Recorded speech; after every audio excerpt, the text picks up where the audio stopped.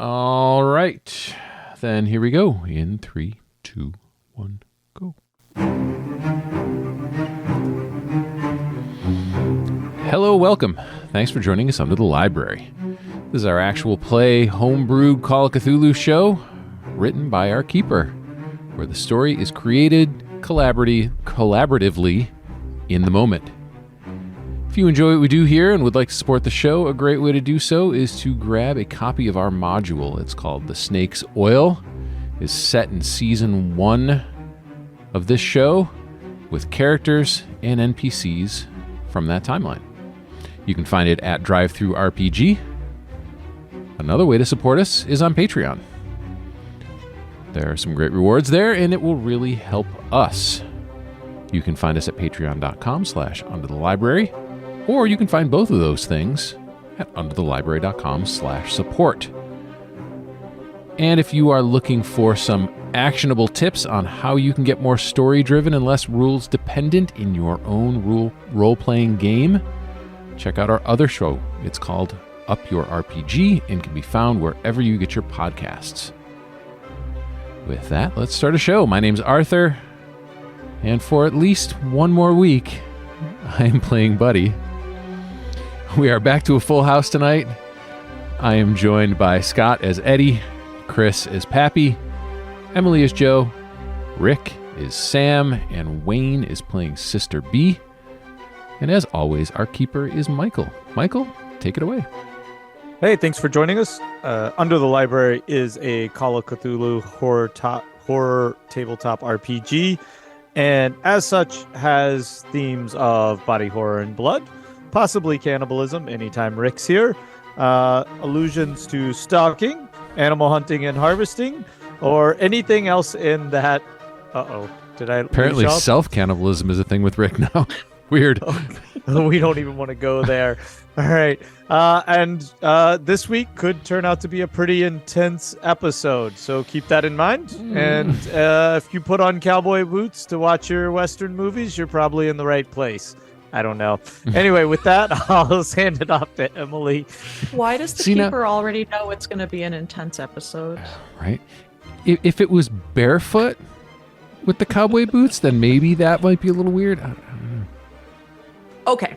So last week, Eddy and Buddy arrived at the gas station. Eddy gets a tongue lashing from his superior. Buddy slips off to investigate. He is conscripted by an agent to move tanks out from under the gas station. He tries to hide one in the back room. He makes an unexpected discovery. Sam arrives home, and as he tries to remove the deer from the back of his truck, he has a vision. Eventually, he goes to bed still dirty and covered with blood, and fights with his wife in the morning. He promises he'll be home more in the future, but today, or that day, he headed to the mechanic to have his truck fixed. At Richard's house, Jo came upstairs after her sleepless night and shared her vision with Sister B, who promised to help her if Jo would first show her where Richard died.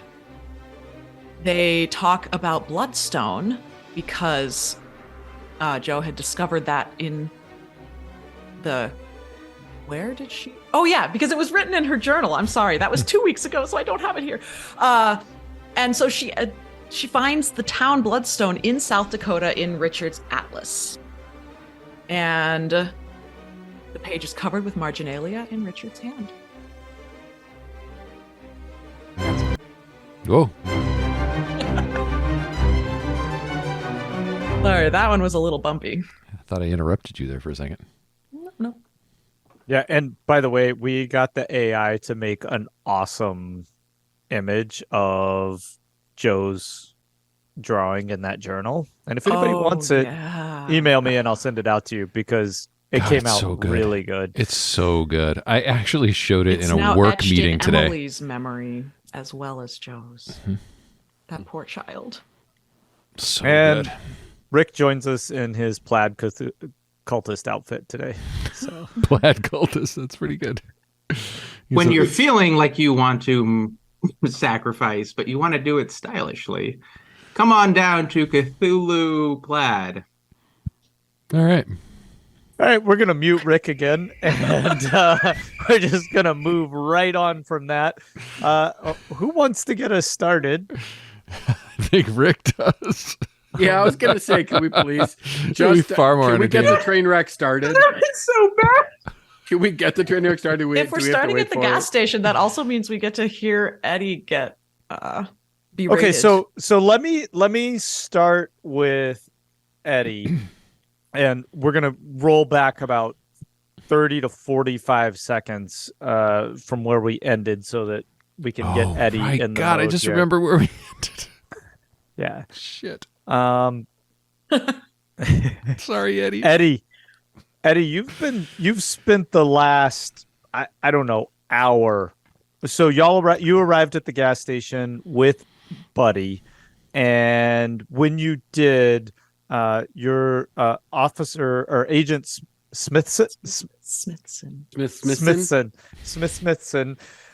was there, and you immediately started getting reamed out by him. I mean, torn one end from the other, and in the midst of this, he pulls you aside, and I think I adequately gave the Eddy rebuttal, but Agent Smithson was just laying into you that you're at risk of being arrested at this point for your actions. While this is going on, the gas station was filling up with military vehicles, and Buddy had slipped off to start helping remove canisters from, you remember that underground place off to the side? Yeah.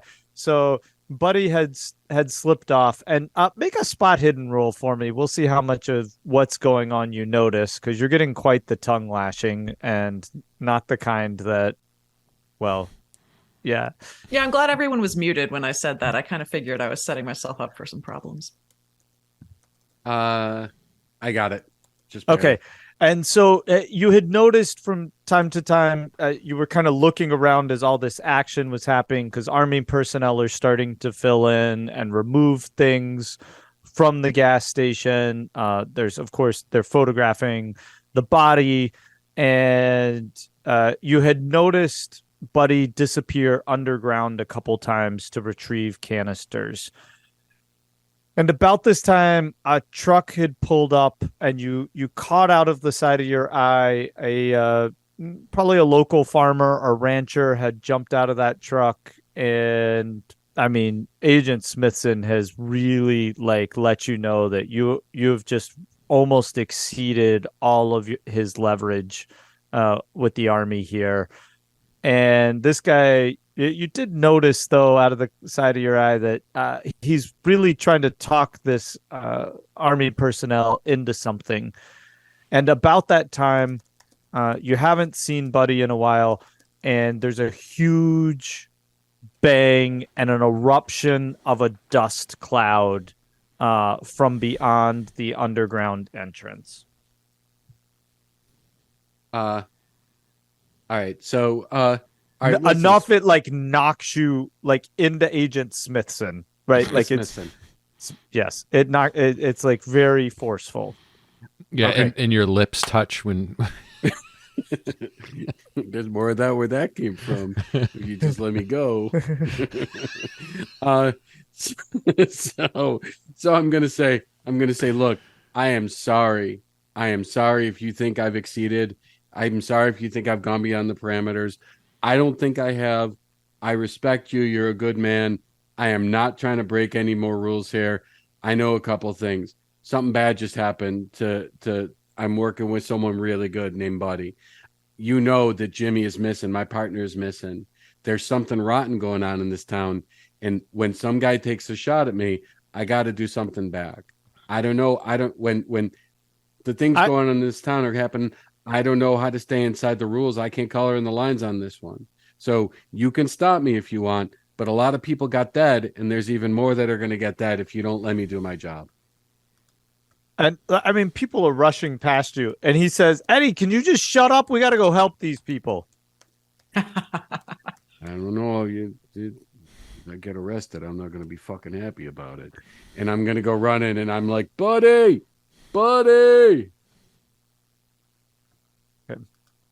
And I'll start walking over and looking, and But do I see the same gas?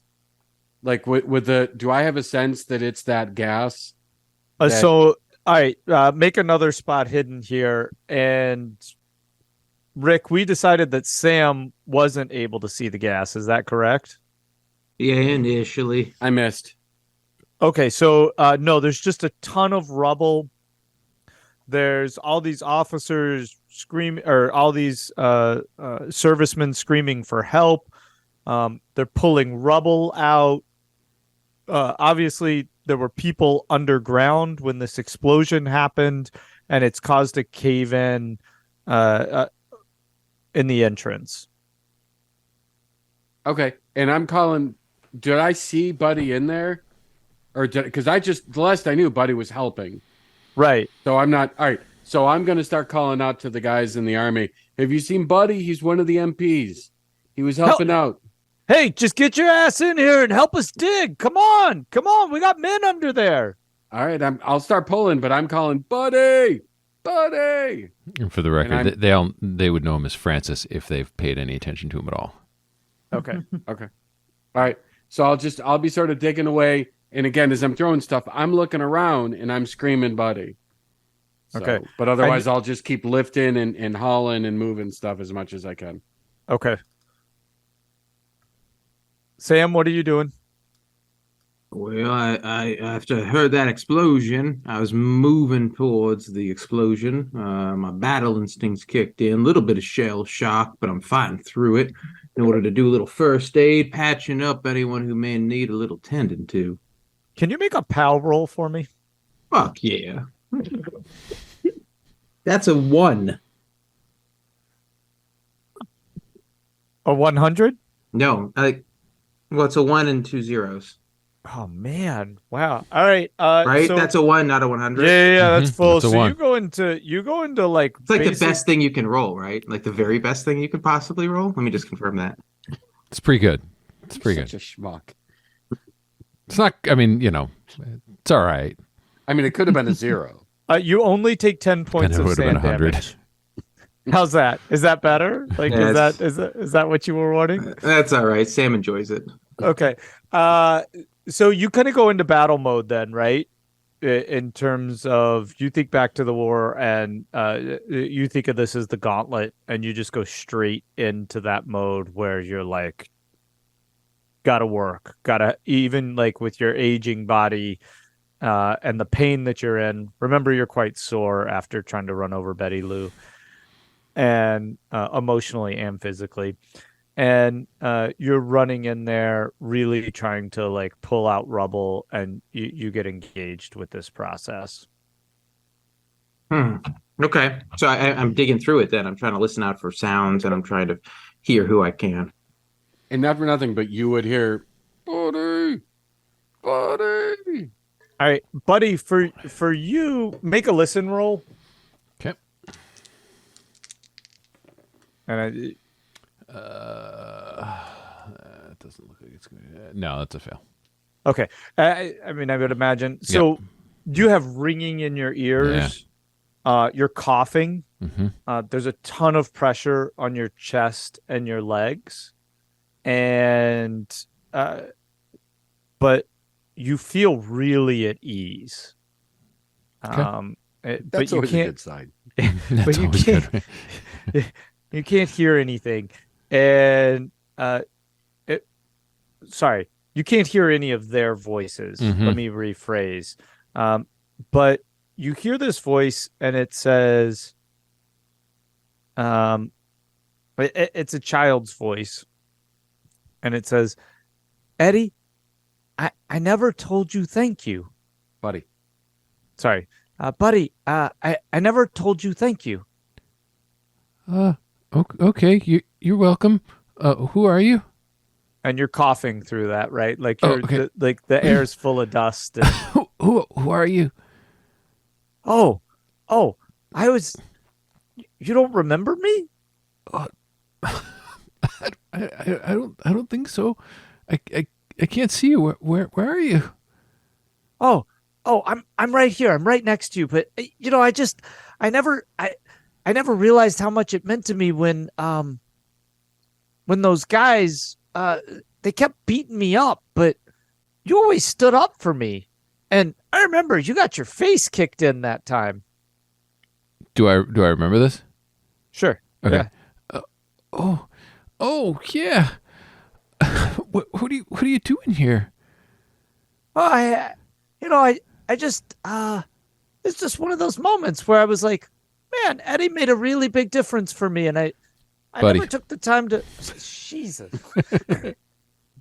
Man, Eddie gets credit for everything in this. I duo. know. And tequila are obviously making a difference for you.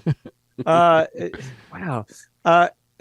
Buddy, I just, I realized that I never said thank you to you for standing up for me and getting your ass kicked for me. Well, you didn't have to thank me. It's just the right thing to do. But what are you doing here? Well, Are we still in the cave? I mean, you're in a pretty bad position, buddy. I gotta be honest. Oh, what happened? Did I die? Oh, does it feel like you're dead? I mean, you could be dead. I mean, it doesn't hurt much, so I don't know. And that might be bad though. Are you alive? So I want you to take a minute, describe who this kid is and what you did for him. And if you need a minute, we can cut over for a second too. Yeah. No, I mean, I think that would be James. And he was probably about 8, and I was probably about 11. Okay. And he was getting bullied by some kids who were probably a little younger than me, like in between. Buddy would stand up for anybody and was just terrible at it. So yeah, he probably, witnessed this kid getting his lunch money taken and, jumped in and tried to stop it and wound up, the little kid ran away and Buddy took the brunt of it. Okay. And how does it make Buddy feel to talk to this kid right now? Validated. He was always shunned and, ostracized as a kid. He was beat up a lot. So, he knew he was doing the right thing, but he never got anything good for it. His parents kind of gave him a hard time for getting beat up again. And, it certainly didn't help him at all. So yeah, it would feel validating. Okay. And so then when the last thing he says to Buddy is he goes, when you get out of here, you should really follow me. Oh, okay. But Jimmy, are you even here? Have we decided if I'm dead yet? And then things just go black for you for a little bit. We're not incapacitating you, but for this moment, things go black. Tell me what's going on the top, Sam and Eddie. So how far have we? So we've been digging for a good few minutes at least, if not longer. Right. So how far down are we? Am I the point? And I would know, not for nothing, but I would position myself to be pulling out the rubble as close to the entrance that I know, because I've obviously been in and around. So I'm at the door to the extent possible, trying to get inside. And sorry, I should have clarified. So there were only like a few pieces of major rubble that had collapsed in the entrance. So pretty quickly you're down underground. Oh, as soon as I can, yeah. And I'm calling for people to come with me. Like, is Sam near me? There's a lot of other army personnel. The air is heavy with dust, though. It's incredibly hard to breathe. They're trying to get flashlights down there for y'all. But this is a pretty, I don't want to go so far to say toxic atmosphere, but it's certainly a difficult one to operate in. And so I'd wrap like my coat around my face. Right? Like I'd wrap something around my face to hopefully filter a little bit. And if I see someone like Sam, like a sort of someone that seems like they know what they're doing, but they're not one of the guys that's been yelling at me and they're not army, and I see him helping, I'm going to be like, hey, pal, can you come help me out a little bit? Okay. And yeah, there's guys like coughing and gasping all around y'all. So, and what I think we'll do is we'll kind of leave this chaotic scene and swap over to Joe and Sister B and possibly Pappy, but we'll see on that. So before you leave, so am I getting help from Sam? Can we sort of tie off with me saying that to Sam about him helping me out? Yeah. So that's a great point, right? Sam's doing something. And Sam would obviously. Rick is air drumming. I'm air Yes. drumming with the heavy laden smoke on the air. He's gonna wrap up himself. He don't want to inhale nothing. He doesn't see any particular smoke that would make him fearful to run away. But the air of this is still a bit triggering, and so he'll cover up and try not to inhale too much particulates. Yeah, that makes sense. And that he totally would makes see- sense. Both got like coats or whatever. And I would wrapped around their see heads. Eddy So- call in, and I would join him and help him out. Yeah, so in this moment, Eddy, right, in the dense, dusty atmosphere, right, all of a sudden there's this rancher right next to you. Oddly,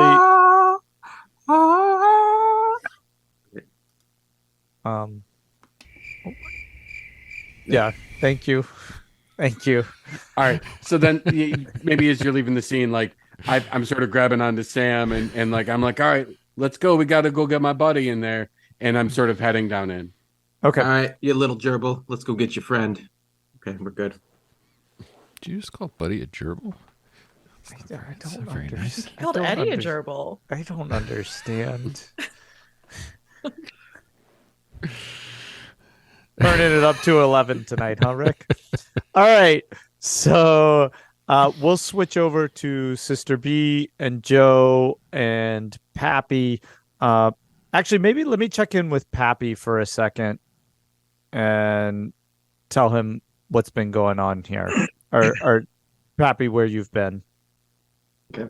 Because we've last episode we went through what Joe and Sister B, we went through their night and into the morning. So Pappy, let's talk about what you've been up to. The main thing I wanted to do was read as much of the book as possible to have a sense of what's going on there. Okay. And so most of this book is in code, but it's a code that you know from the order. And there's a tremendous amount of information about what Richard was researching. It's going to take more time for you to put it all together. But he's been tracking supplies that, or at least shipments that have been received into the research facility there, as well as he has a pretty keen idea that there's some sort of medical experiments going on there. And those medical experiments are leading to altered humans. His belief is that they have some sort of psychic or telekinetic power through what you're reading. He's unsure about that though. And along with that, he believes that there's a parallel event going on, not related to this facility, but through his travels that he was about to embark on to try and find more information about. And his destination for that was back towards Bloodstone. And as you spend more time with the book, we'll have like more evidence come up, but that's the gist of kind of what he's transcribed in this book. Okay, then yeah, I definitely know I should stay here longer and really determine what's going on. Okay. All right, Joe and Sister B, where are you at? Because I assume Pappy, right? Like, are you going to stay there and read, or are you thinking you're going to come out this morning? Yeah, I better pop out, see how everyone's doing. Yeah, this is kind of earth-shattering information because from what you can tell, like he's touching on these other events. He was able to visit the site But like this is probably where you would close up the book. He was able to visit the site that you were in that Yeah. flashback. And obviously, given my background, I don't doubt a word of what's been written. Right. He was able to get to visit the site that who was in a flashback. That Pappy was in. Is that a flashback? Yep. Yeah, like his Yep. backstory one, where when he yeah, went down where the he, hole. where he went. Okay. Yeah. Yep. That site. Okay. Yeah. Richard was there. Yeah, that's why my eyes went all big. It's crazy. Okay. Hmm. So are we following Pappy or Yeah. What's happening? It's Joe and Sister B are up right now. okay? Ah. Where did we end up? And we're still in the So- house. Yeah, you had Yeah. just looked at Richard's body and taken some samples. The blood, yeah. I had told you about this crazy vision that I had and found the place was actually like a real town founded in Richard's atlas. Right. And I was talking right. about my journal and you wanted to see my journal. And that's where we ended. Oh yeah. Crazy journal. Yeah. I remember like things had happened, like it fell on the floor and it was open and you saw it smudged instead of like originally you saw it very clear and then you saw it Right. smudged. Yeah. And then it was smudged. So yes, this sketchbook, it seems to be haunted. And then so I'll say to Joe, I said, this is Betty Lou. Did she have anything to do with this sketchbook that you have here? It is very No, spooky. this is just my book from. I actually didn't have it for years and years, but I was just able to get it back. I should clarify, I have a sketchbook and there's the creepy journal, and they're two different things. So I sketched the face in my sketchbook that I got back from my house when I went with Sam. Not that Sister B would know any of that, but I'm just clarifying for you, Wayne, because there are two books and it's a little confusing. Look, yeah. So this face is in, this is my sketchbook from when I was a kid. And I just kind of flip through the pages, you know, and you can see that there are just lots of maybe sketches of animals or things that I might have found in the woods or people that I knew. I would draw sometimes, but I don't know why. No, sister. Oh, that's what you asked me. No, Betty Lou. Why would you ask about her? Well, it seems like these books that you have do some of the same thing she was doing. These visions, and they give you things that you see, and she did that. She did Oh, things my to me and goodness, you. You're right. I should talk to her. Maybe she could tell me about this vision and if it's a real thing and what it means. Oh, but Such maybe a good idea. but perhaps be careful. Did she ever ask you that she wanted to see this sketchbook and journal of yours? Maybe she is looking for them. Did she ever see them? I said, No. oh, I'm wondering if she But is she someone. told me I could come and see her. Well, sometimes these invitations that people make are not always a good thing. She is offering you candy, but maybe she has poison. So perhaps she wants to see this sketchbook and this journal, I think. Maybe she senses that you have them, or she has some information. I'm wondering if there's some sort of strange connections between her and what these books do and what she can do. It's becoming very odd that so many things like this are happening around us. Don't you think? There are so many connections. The book, I have to figure out how everything fits together. yes, the book shows one thing and then it shows another. It's Mary Lou. She seems to be able to show us one thing and then we sense another. I think maybe they are connected, so we should be careful in what we show her, and we should find out if she wants to see them. Maybe not show them if she is too eager. And Sister B, as you're talking to Joe, Joe's really erratic. Her pupils are almost vibrating back and forth, left to right, and you can the anxiety coming off of Joe and It's the palpable. yeah, there you Oh, go. wonderful. In that case, Joe will just mid-conversation, or as Sister B is saying this about Betty Lou, run back to the study, and if there is any loose paper that I can grab, I would just like to grab something else that I could write on. Yeah, Is that's. there I any mean, loose paper? Okay. yeah. We don't And even I'm have just to. going to run down to the basement, and Joe is going to embark on this sort of, I'm envisioning like one of those confusing investigator boards with all sorts of different pictures and connections and things. But she wanted the paper because she didn't want to rip up her sketchbook. Okay. And she's just going to, depending on how much time she has, just start making notes and laying things out around the room. And she has the sketchbook open to the picture of the girl, and she has the journal open to the bloodstone page, and she's just madly scribbling. Okay. Okay. And And I'm going to take that moment to intercept Sister B because I wanted to be alone with her. I just have one quick question. Who wrote the book?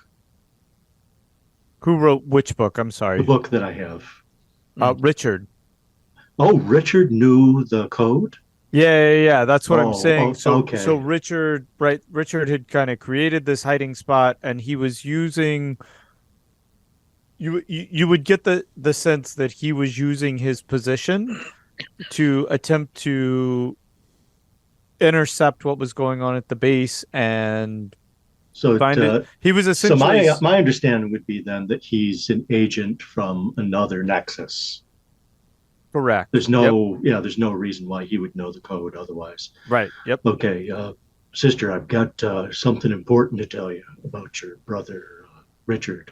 oh, there's so many things coming up in just the last few days about him. What could be very important? Perhaps that he is still alive? The most stunning to me is that he was a member of my order. I found a journal that he's written in, copious writing, none of which you can understand because it's written in a code only the members of my order can write and read. But there is something much stranger going on here than I anticipated.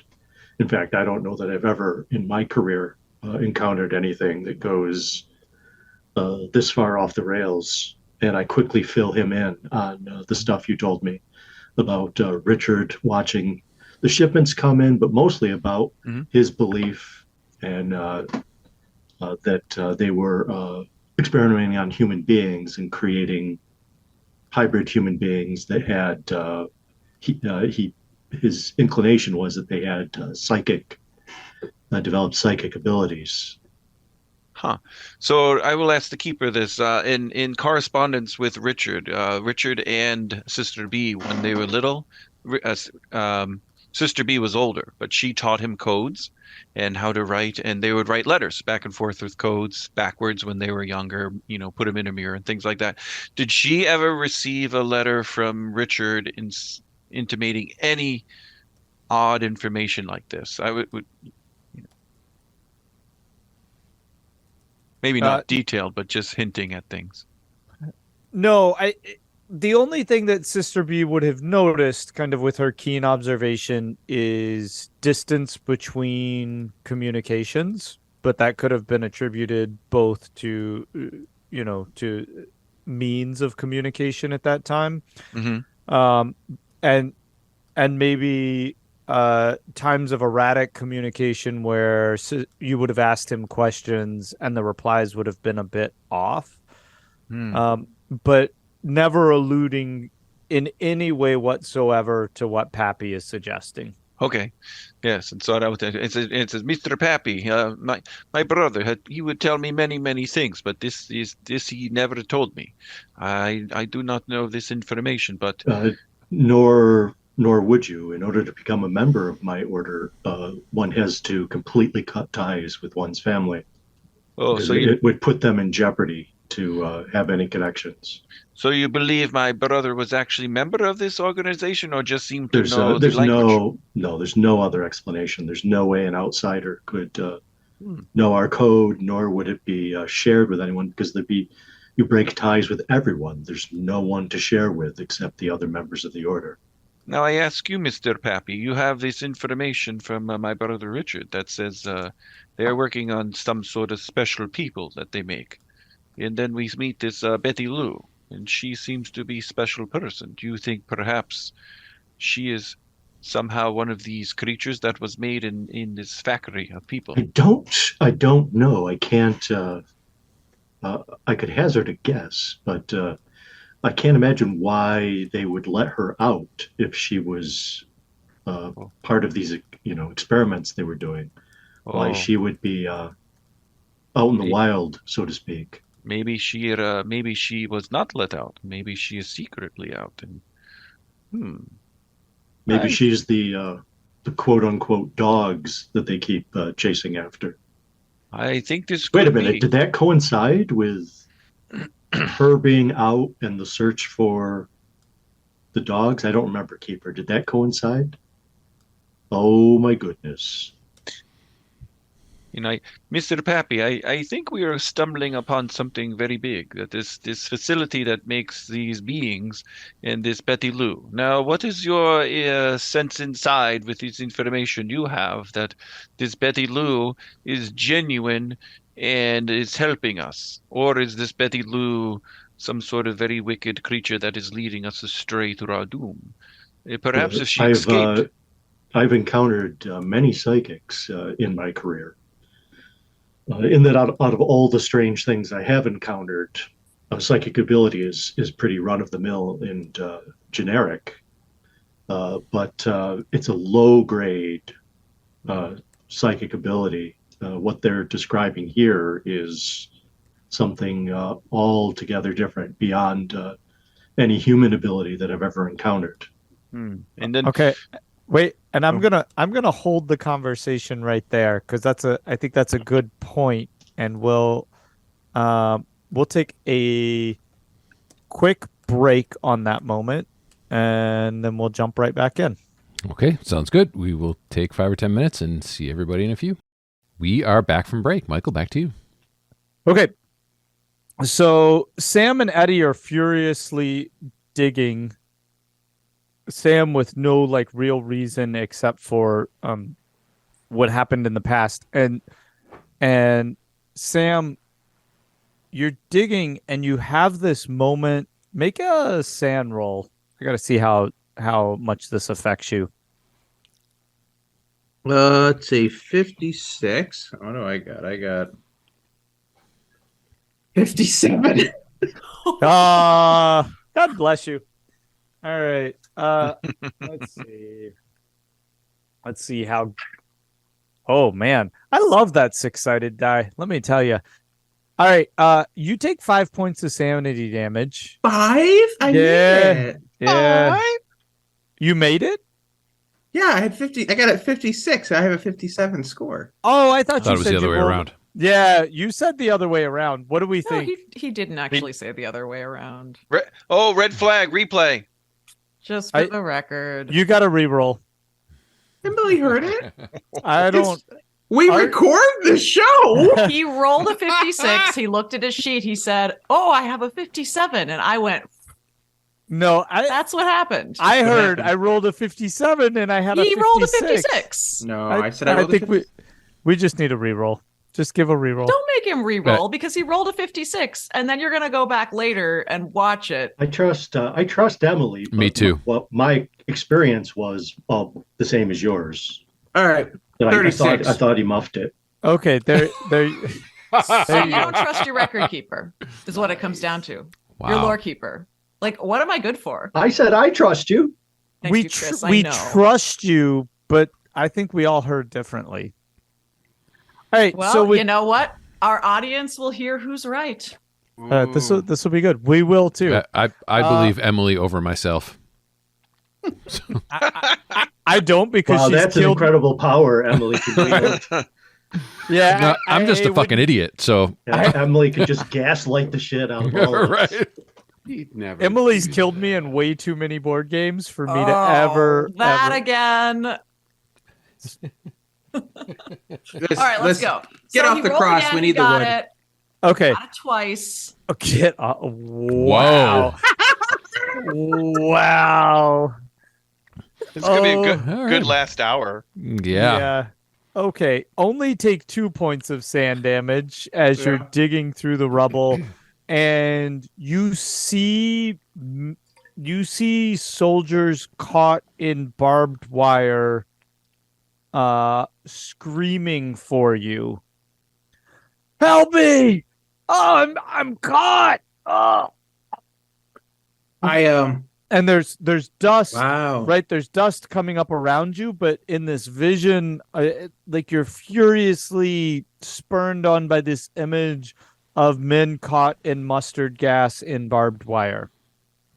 And I treat it as such. So I take like a cloth or whatever, I have a handkerchief, and I put it over their mouth, right over their nose, because I'm trying to help them not breathe in this gas. And Eddy, you're seeing this, right? So whatever he's describing, you're seeing him pulling cloth out of his pocket and basically putting it over the rocks.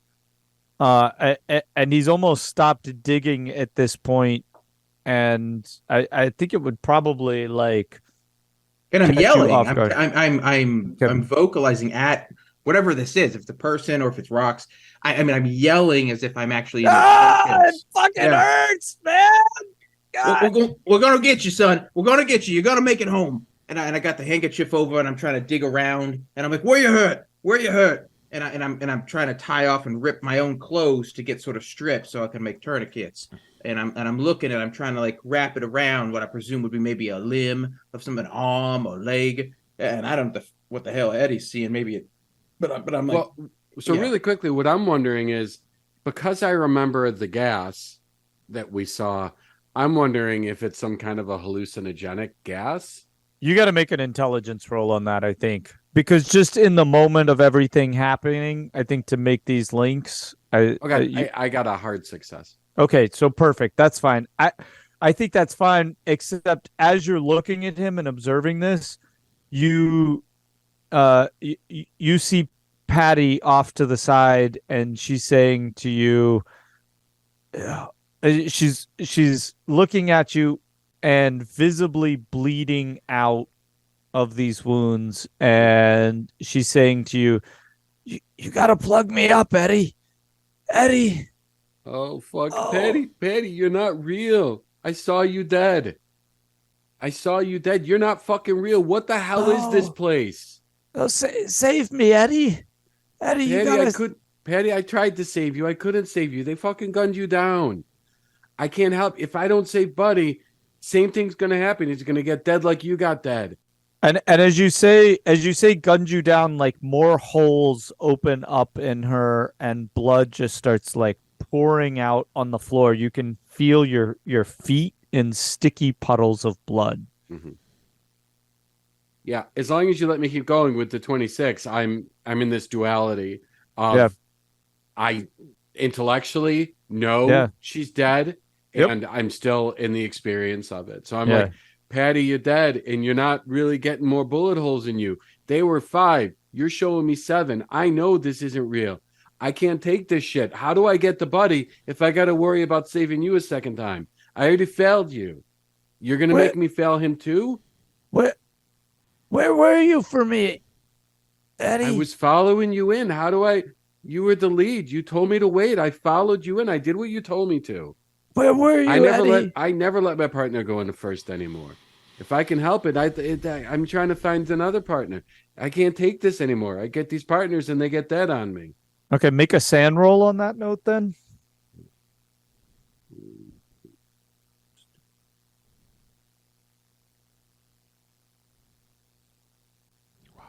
This could be. This just got tense. Okay. All right. You're going to take 4 points of damage there then. Ooh. And you're all of a sudden spurned on by this. And your arms take over in a way that aren't your own.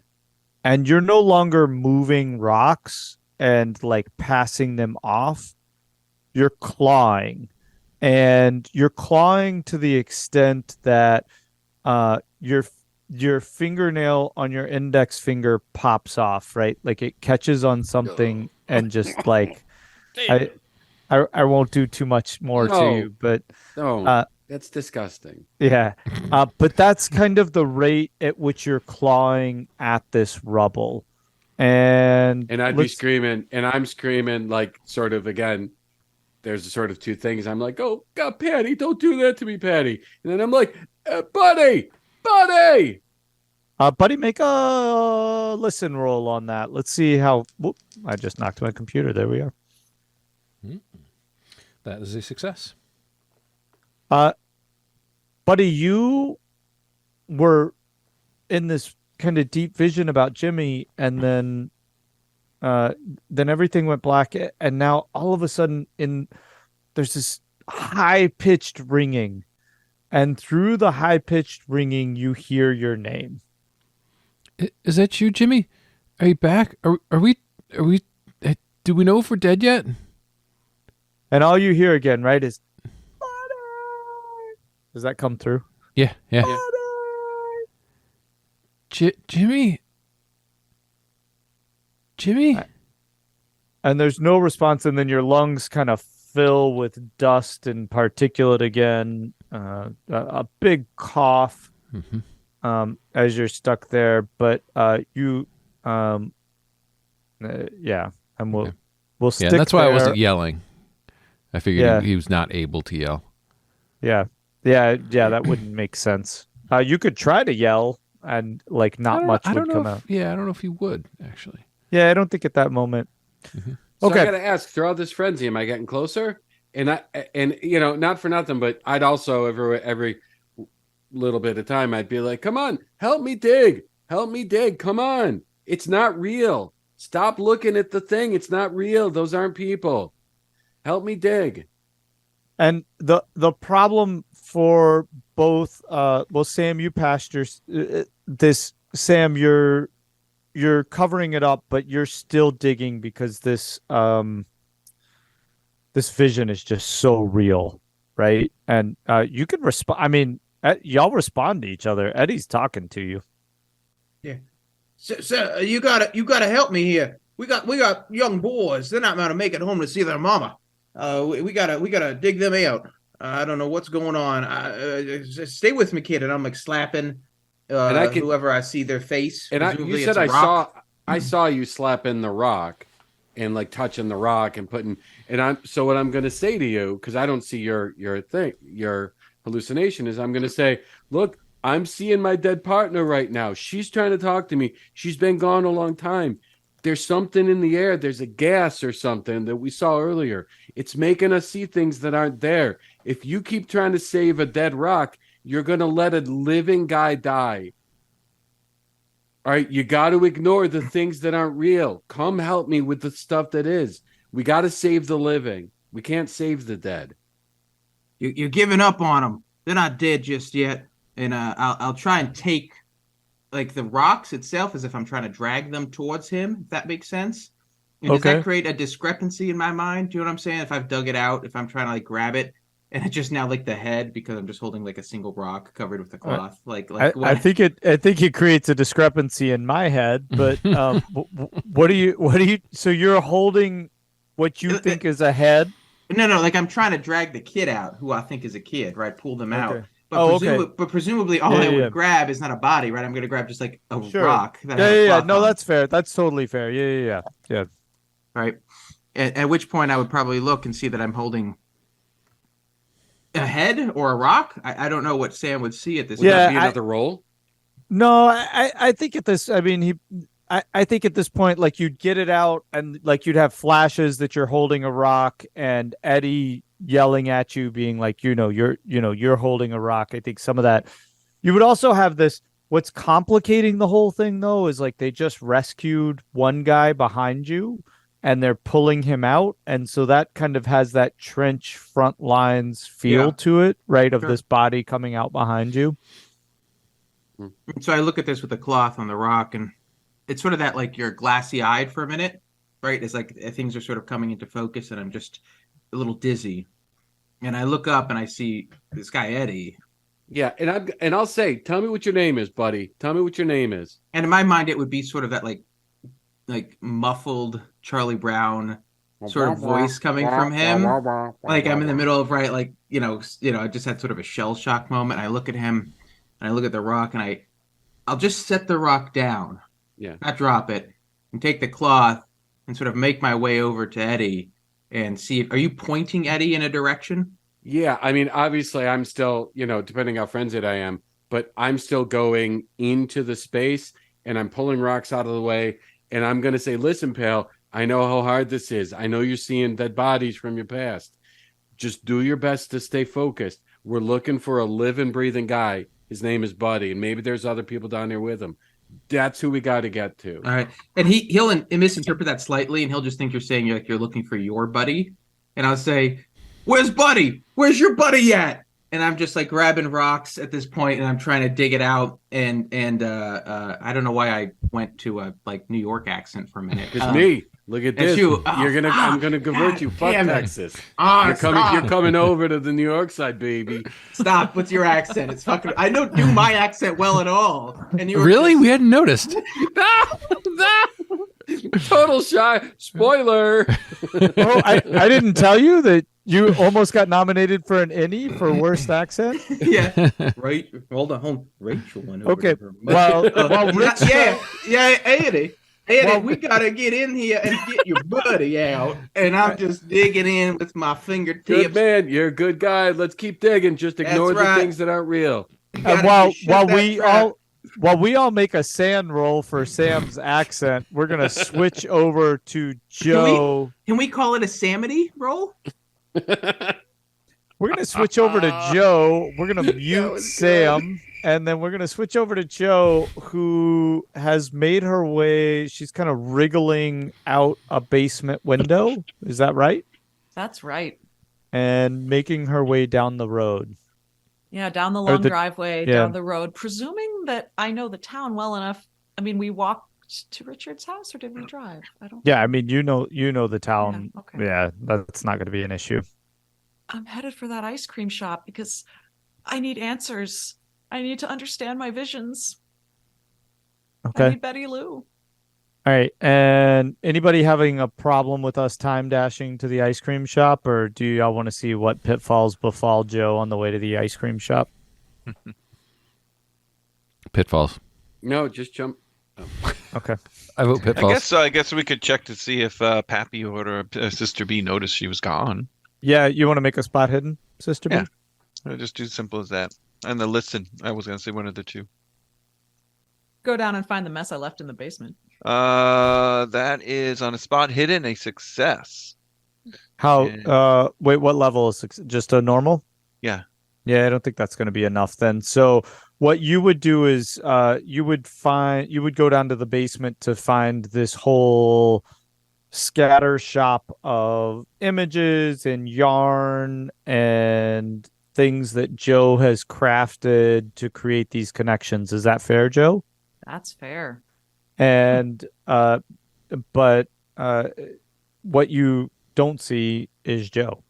And I guess you would see an open window. That's what I was gonna say. Is a basement window open? Yeah. Don't see the sketchbook or the journal. Yeah. So that's pretty easy to put together. And we were talking about Betty Lou and not showing it to her. So obviously, that seed was in her. So Sister B will run upstairs to Pappy and go, "Oh, Pappy, it seems our younger friend Joe has left, and I believe she's on our way to see she is seeing Betty Lou. We were just talking about this book, and she has everything she needs to show Betty Lou this stuff. And maybe it will be good, maybe it will be bad. Do you want to come with me?" I can't hear you. Yeah, he can muted. Yeah, if this Betty Lou is one of the modified humans they've been experimenting on, then we should definitely get there. Joe might be in trouble. We don't have a car, do we? No. No, you don't. Joe, can you do me a favor? Do you have a D20 handy? You want to roll that? Yeah, absolutely. Wait, that's not my D20. One of the rare That's D20s. Yeah. I know, right? I guess we could do it. Well, I rolled. Do you want it? Yeah. 16. Okay. And so that's, in my mind, how long of a time advantage we'll give Joe over Sister B and Pappy. Does that sound Okay. fair? Sounds about right to me, actually. Yeah. Okay. Okay. And Joe's small and young and running. Okay. Not like all out, but just kind of jogging. Yeah, and that makes sense because I think Sister View, if you're What time comfortable, what time of day is it? It's morning, isn't it? yeah, it's morning. Yeah. Okay. All right, Yeah. so Joe, we'll set ourselves in the ice cream shop, and I'm trying to think. It's morning, and the ice cream shop's going to be closed. Oh. Well, I'm all frazzled and out of breath. And single-mindedly focused on finding Betty Lou. And I assume if I try the door, just the front door, it's locked. Make a luck roll. Okay. Ah. I rolled a 97. So you open the door and it's unlocked. Like you push on it and it Oh. opens. Well, then I just run right inside and I close the door behind me. And I'm trying to remember, did she tell me, like, was she staying here or how did she know I was going to be here? I wonder, maybe there are rooms upstairs. I'm And going to look as for a you, stairwell. I should say, as you open the door, a little bell ring, like a little jingle jingle, right? Like as it would. Yeah, of course. And you walk in and you're really not sure what to do, so you just take a seat at a table, right? Like imagine chrome chair, chrome rims on the tabletops, like those round back chairs with the vinyl seats.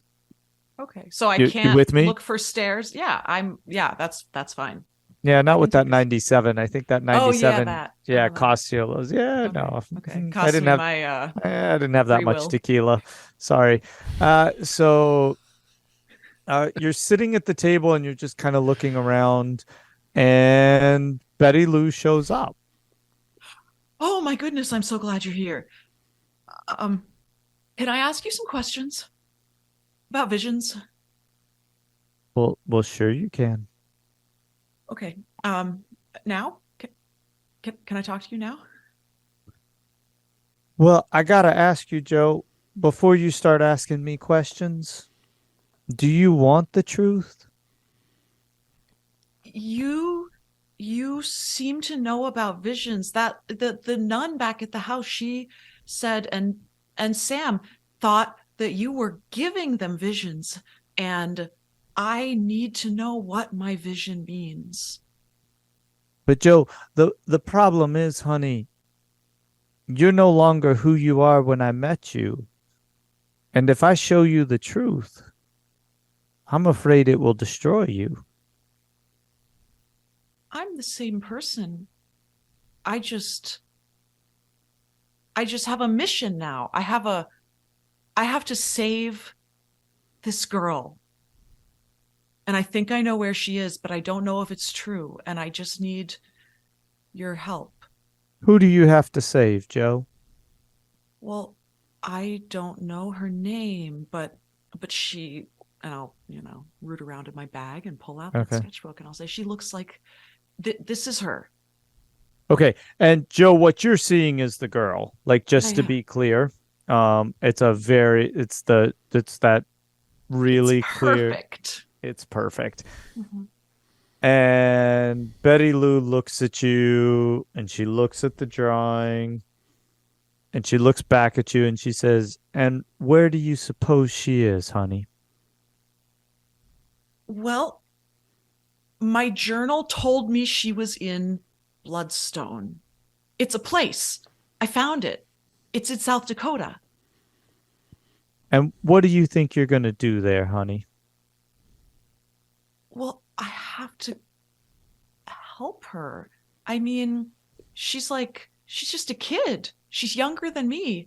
It looks like she doesn't eat. It looks like she doesn't sleep. She looks horrible. Chocolate or vanilla, honey? Uh, I don't know if I have time. Strawberry then? But what if? Okay, so you.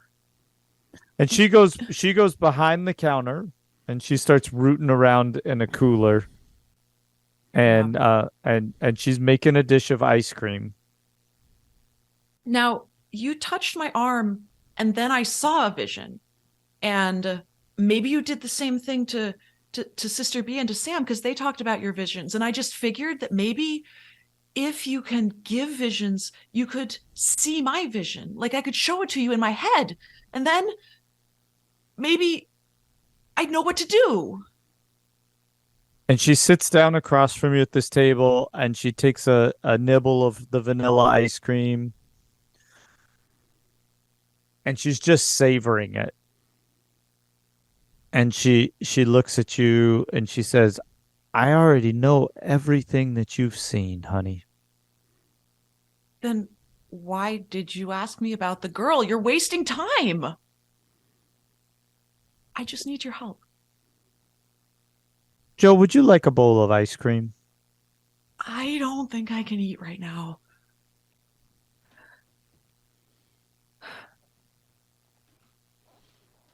Joe, honey, Are you gonna help me or not?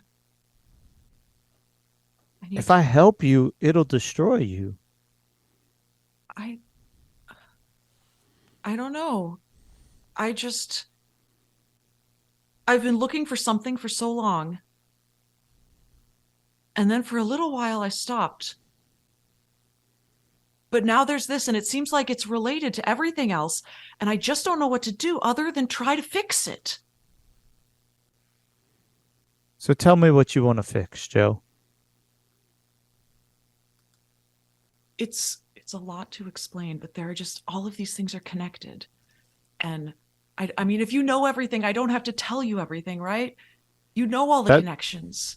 I know everything you've seen, Joe, but I don't know what you want to fix. Tell me what you want to fix. The girl needs my help. And I think she might be in this cave because of the stuff that people are doing. Like what's in my journal. Joe, that girl is dead. No, she's not dead. She talked to me. She just talked to me last night. Joe, honey, that girl died a long time ago. All right, Sister B and Pappy. So to give you a moment, what are y'all doing? Making our way to Betty Lou's to town to the ice cream shop that we think Miss Joe would be going to, and we would do our best to try to follow her trail that she would be going on if we saw anything in the distance, because it is morning, maybe listening and such. Yeah, so you're not gonna catch up with her directly, right? As you kind of make your way into town, and make a luck roll. We'll see how quickly you kind of find the ice cream shop because you're both pretty new to town. Yeah. Nope. Pappy, you want to make one? I have no idea where I'm going. This will be the advantage. We'll let you both roll on that. Nope. No. Okay. So it takes you an extra few minutes, but eventually you kind of stumble onto it. So her head start turns to be a little more of a lead. But okay, one other thing. Yeah. Sister B has her suitcase, and she also looks for a local pharmacy that she needs to go there. Okay. The pharmacy I think would be open that early. Yeah, and so she was looking for that as well. Okay. That'll just cost y'all more time, but yeah, the pharmacy's open, and we'll say you pass in front of that. Okay, and so and she goes, "Oh, Mr. Pappy, we will make Miss Joe. We cannot find her quite now. We will look, but I need to stop in the pharmacy to make a request." Okay. And Sister B will make her way in with her suitcase and go to pharmacy and back.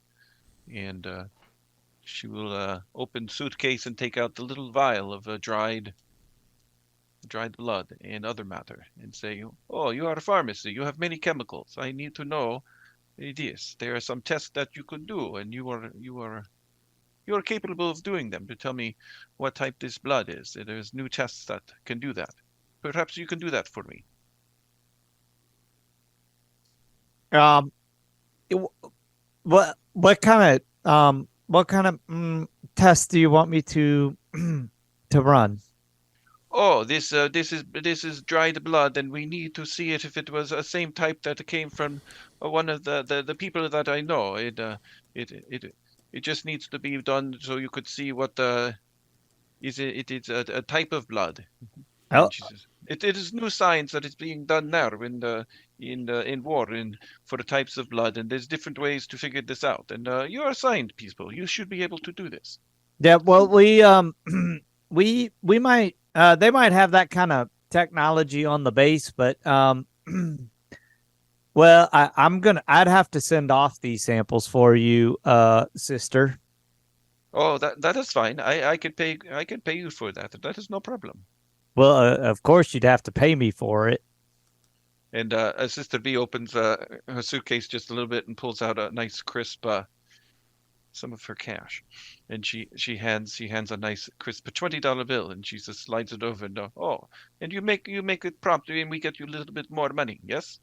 Oh, you want our the rush service? Yeah. We can do that for you, sister. I didn't understand the urgency with you require this information. Oh yes, the church needs it right away. They need to figure out the situation. It is important. Well, but for the good of the church, I believe that I'll get this. I'll personally bring this out to Albuquerque and see what we can get going. Oh, I greatly appreciate that. My name is Sister B, and I am just getting into town, so I will stop it back in a day and a half and to see if this is done. It's morning now, and afternoon, and another day I will stop by and see. And he looks at you and he says, I'll get right on this. In fact, I'll get in the car and start driving right now. But it might take an extra $20. Oh, that is no problem. We will get you an extra $20, and she will be happy to take out extra $20 and from her suitcase and says, you get extra $20, but you make sure you are here, or you will be in trouble with man upstairs. No. Nope, I don't want to be in trouble with any man upstairs. Thank you, sister. I'll get right on the road. Oh, so he's packaging it. So what do you just so I understand, like, what you want to take the dried sample and test it against what? Figure out what blood type and such. I had gotten from our local good source here, Mr. Rick. We had apparently back then you could do some tests to figure out some types and such like that. Okay. To be able to match it up with what was out there. And Sister B, we also have technology that wasn't available to Rick's profession in that time period. Because of the facilities. Oh. Yeah. Okay. That's exactly what she's after. She just wants to see blood type, that she's matching it up. And she actually gives the other vial as well to him. And she says, there's other vial of material as well that was found. I don't know exactly what it is. If you could do tests to figure out what it is organic material, but I'm not quite sure what it is. I take small sample. Perhaps it is from animal. I don't know. Lore Keeper, for the record, I rolled a 12 when we get that analysis back in a day and a half. Oh, very nice. All right. Pappy, anything you wanted to discuss or talk about here in this moment? No, I'm just getting a little antsy because Sister B is taking longer than that quick jaunt in, and I'm afraid for the safety of young Joe. Yeah, that perfectly makes sense. Okay. Joe is, let me underscore the serious nature of that cliffhanger there. All right. And then we'll go over to digging in the cave. Eddy and Sam, can I get luck rolls from each of you? Because that's pretty much what this amounts to.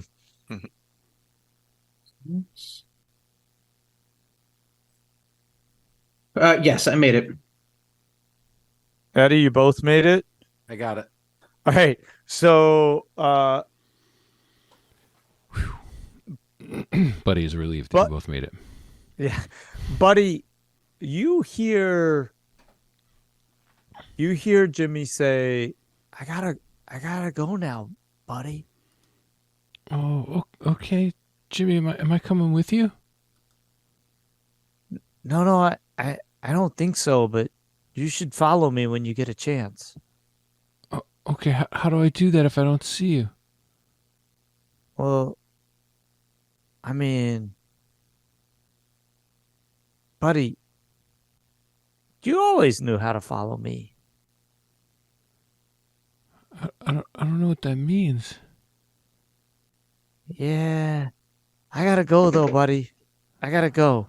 Okay. And as he's talking to Buddy, Buddy, you feel your feet being grabbed, Okay. both of them, and it's a jolt because like you're basically covered in debris, right? Yeah. And so imagine the feeling of your shoes or your boots being grabbed Yeah. and being pulled, but you're also like have heavy material on top of you. Don't pull me.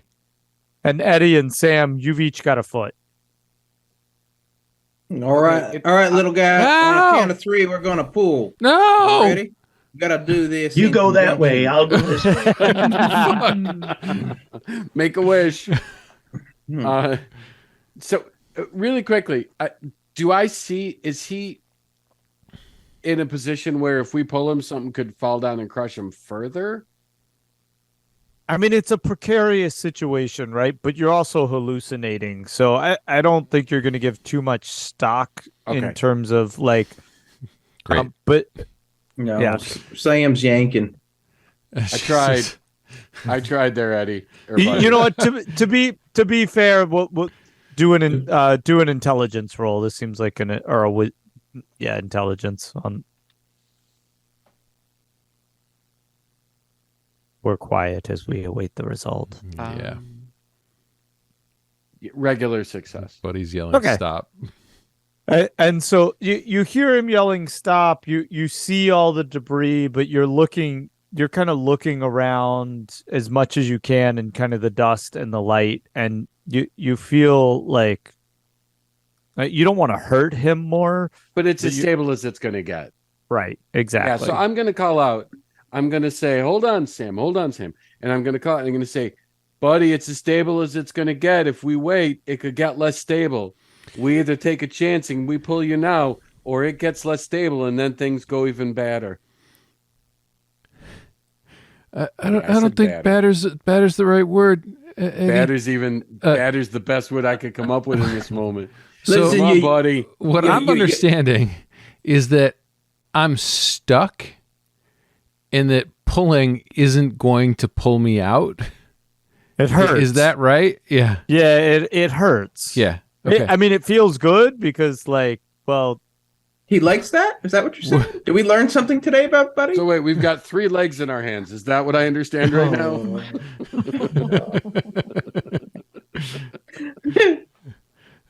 Pull. No, stop. No, pull. No, stop. All right, roll for It's a whole- protection, Eddie. It's a whole new Buddy and Eddie show. And Sam. Oh, wow. Now that he's perfectly lubricated, it'll just come shooting out. Oh wow. Okay. That's right. What's your safe word there, buddy? All right. So, I don't know. You should probably cover him in butter. That's happened before. that's right. We got to butter this boy up. You know what I'm talking about. So, yeah, I mean, See, I think up that's your my- RPG for establishing trust at the table in this episode. Well, Right, go listen, ahead. Sam's in his own head, so he sees a young boy stuck, so he's just yelling at Eddie. Eddie, son, get your hands on this fella. We got to rip him out. He's gonna suffocate down there. There's something. Wait, there's something heavy And on I'm, me. and I'm, and I I'm can't. starting to pull. You got to get And the stuff he's off starting to- first. If he's starting to do that, I'm going to go and I'm going to start trying to lift things off. And if I have to, I'm going to get my back and try and lift up with my legs to give him room to get pulled out. Okay, so have a clear handle on the situation, Sam, you're pulling really hard. I'm Eddie, pulling. you're trying to clear as much rubble, and Buddy, you're I'll- screaming. I'm screaming and I'll try and push up so that I don't like get my face torn off. Yeah. when I get pulled out, and I'll turn my head to the side, and Woo, what do we? So yeah, I mean, I guess so. That means that Buddy and I would be Sam, make a pushing strength up roll. at the same time. I was about Sam, to make say, a strength roll. it seems like me and Eddie would be making a strength roll, and Buddy would be making a luck roll. Yeah, I think Let's that's where see. we're at. I got a solid 14. That is extreme success. Well, okay, that's probably not good for Buddy. I Eddie, don't know why you're so excited about this, Rick. Eddie, I got a 15. I'm okay, pulling okay, out, you got boy. a 15, and then Buddy, let's see what your luck roll is in all of this. It's a fail. That's okay. It's a 96.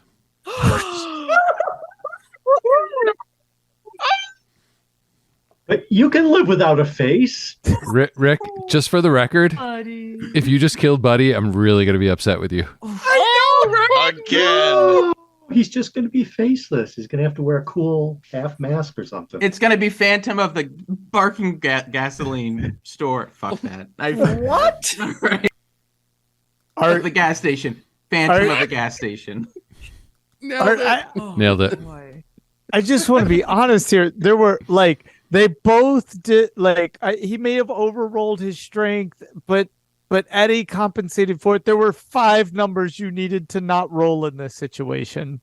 It's your fucking dice. No.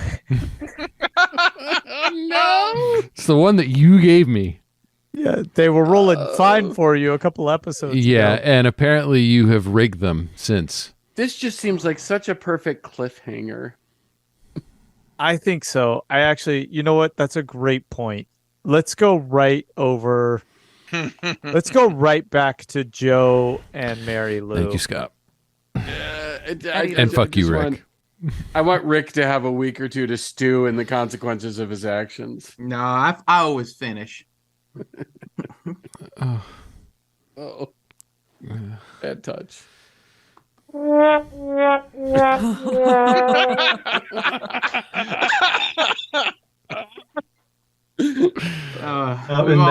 the sound it makes every time he finishes. Exactly.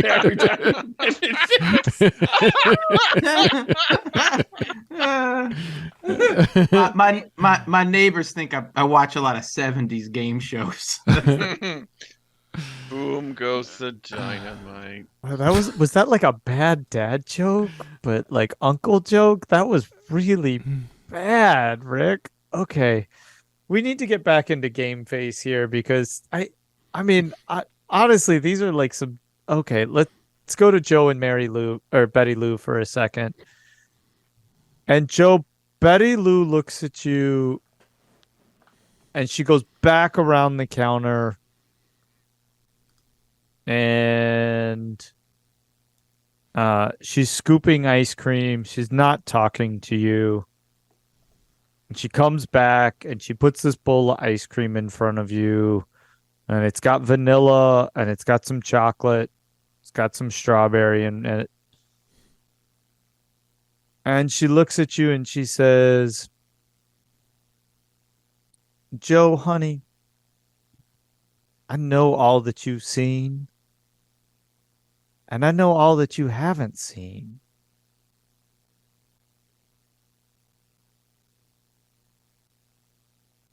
And she pauses. Yeah, I can tell. I know that you know. I don't know how you know, but I know.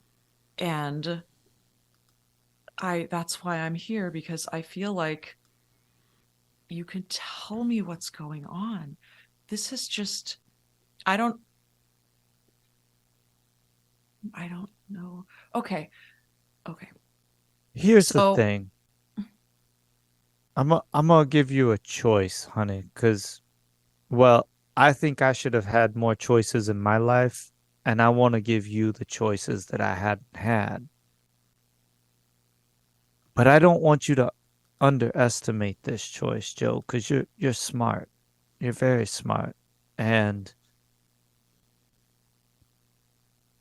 I can give you the truth, Joe. You can know the truth. You can know every single piece of the truth. But it will absolutely tear you in two. She goes, or I can give you peace of mind. And every day of your life, you can have a bowl of ice cream and love every single bite of it.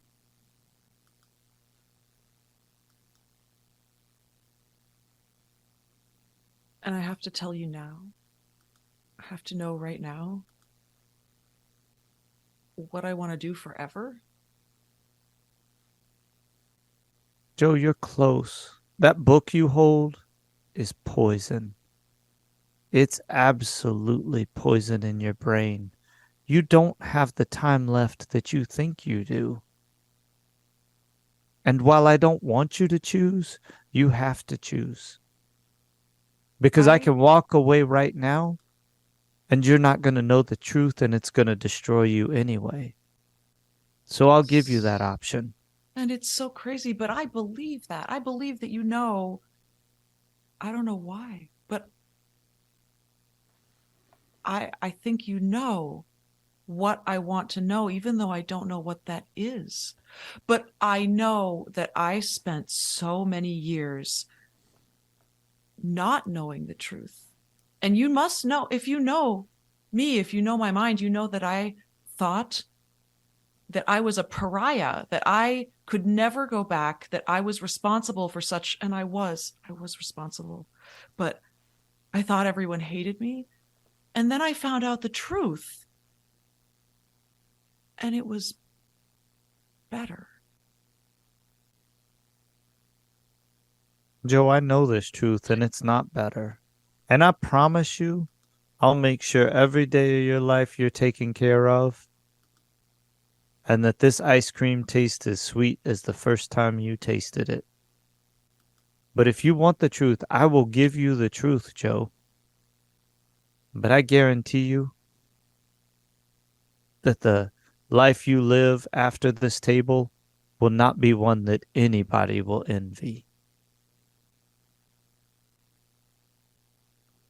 I lived without knowing, and it was wrong, and I was wrong. And I think I have to know anything that I can.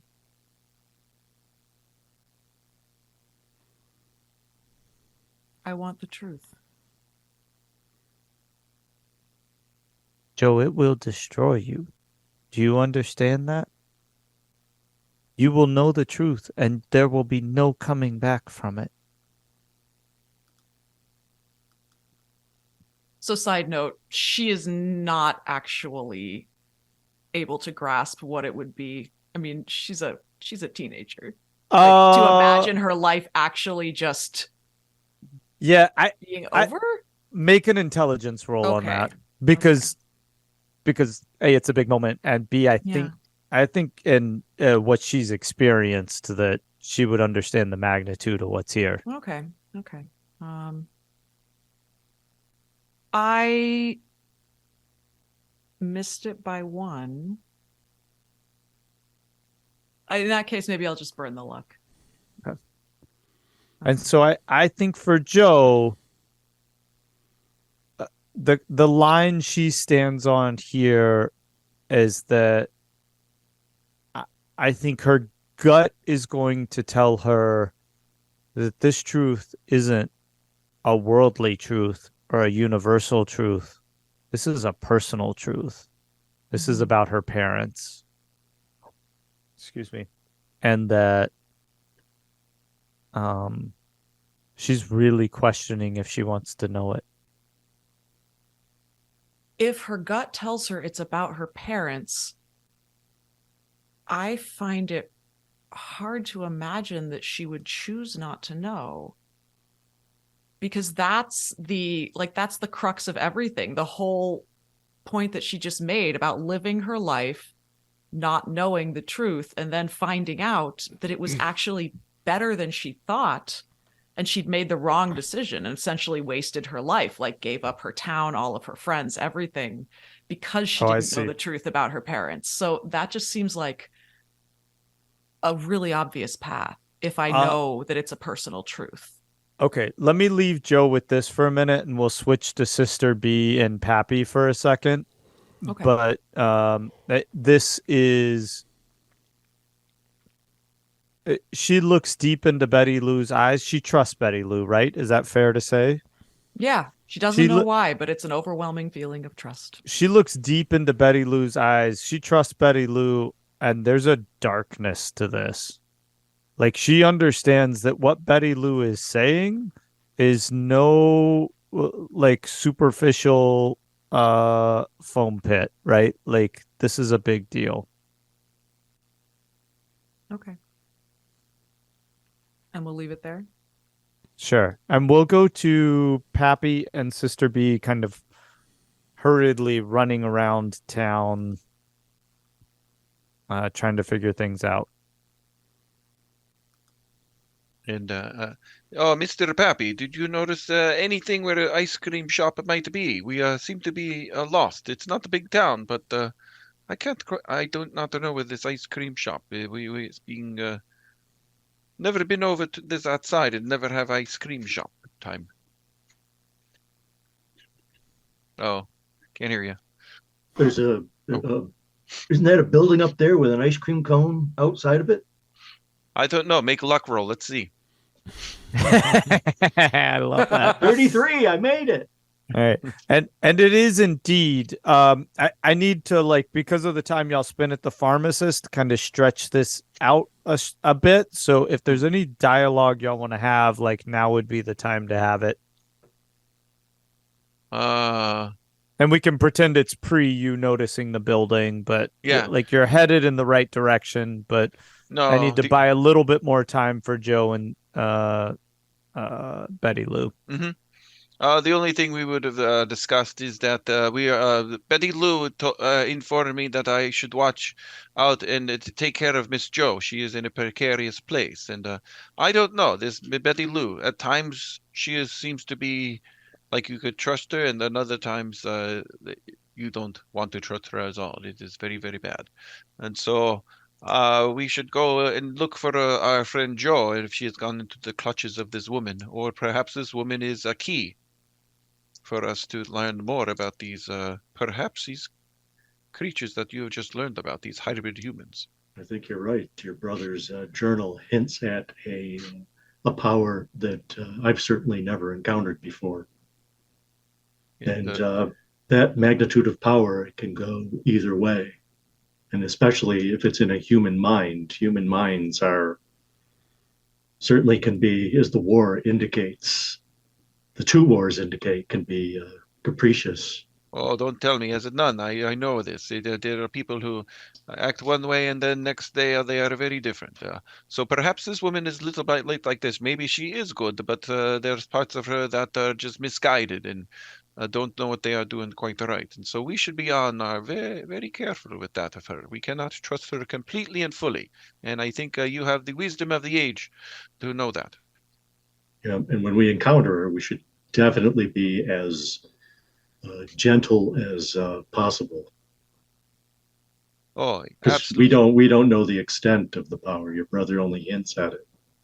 And we don't have any grudge against her at this moment. She has only been helpful to us. And so we will go into it, yes, with that the mindset and a sense of open arms and trust to her until she proves otherwise. And okay. Then Sister B will be settled that she and Pappy are on the same page. Okay.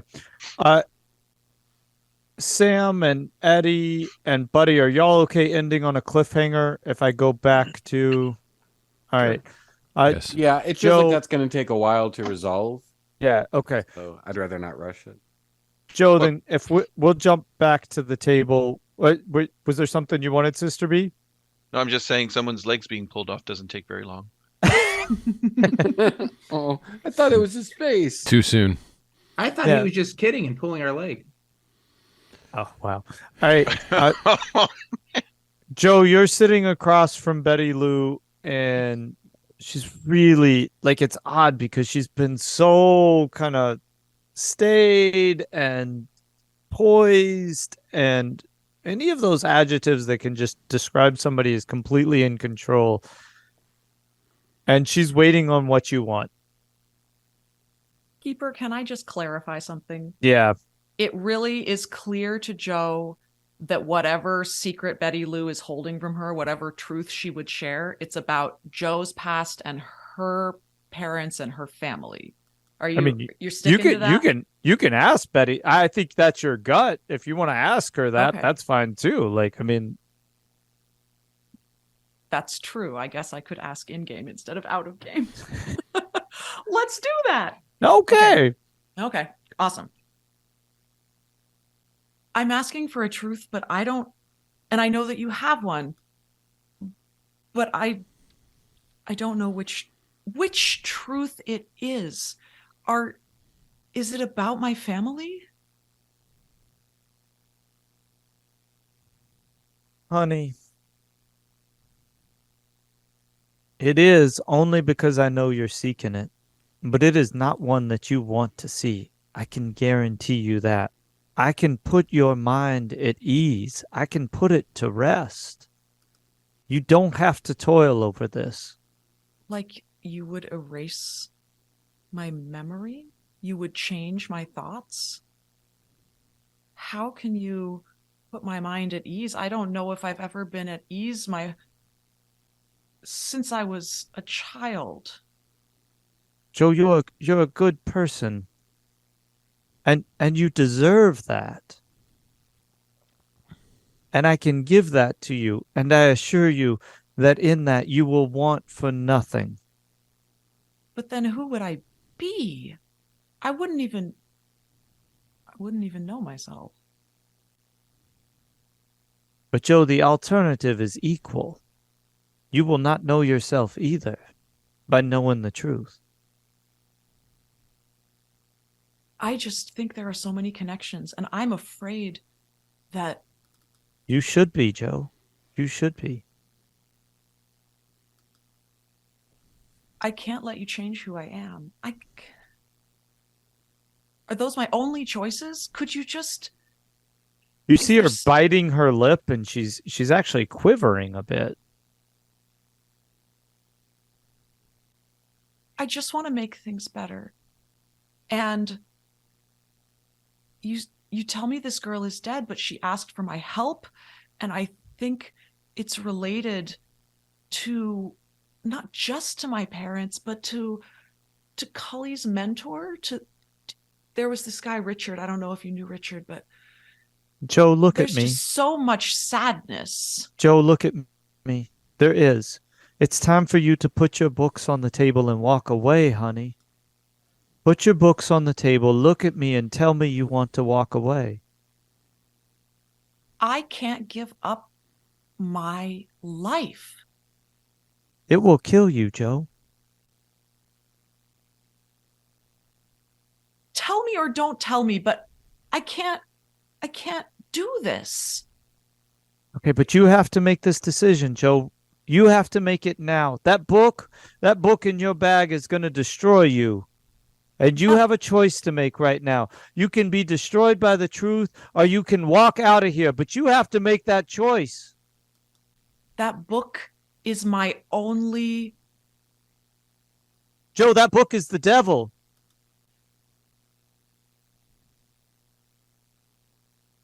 You are holding Satan close to your heart right now. That is the only way I can say it that you'll understand it. But you need to put those books on the table and tell me you want to walk away. Somebody in the book spoke to me. There are mysteries. There are clues. I understand all this, Joe, and I can't tell you how, but those mysteries, they are not for you. They are for others to figure out. You have nothing left in this. It is killing you, Joe. Is there a role, or do I just have to decide this as a player? Oh my goodness. I don't think there's a role here. I think you know your character. You have to decide.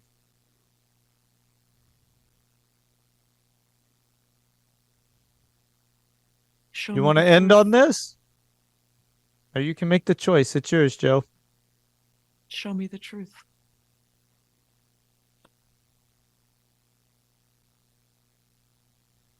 Okay. I think we end on that then. Oh. A couple of great cliffhangers. Yeah. Wow. Okay. Wow, that is going to do it for us tonight. Until next time, you can find us at underthelibrary.com. And don't forget, check out our other show, Up Your RPG, wherever you get your podcasts. You can find us on Twitter. Michael's at Under the LIB. I'm at Tall and Nerdy. So for me, for Michael, for Emily, Chris and Wayne, Scott and Rick, thanks so much for joining us. We'll see you next time.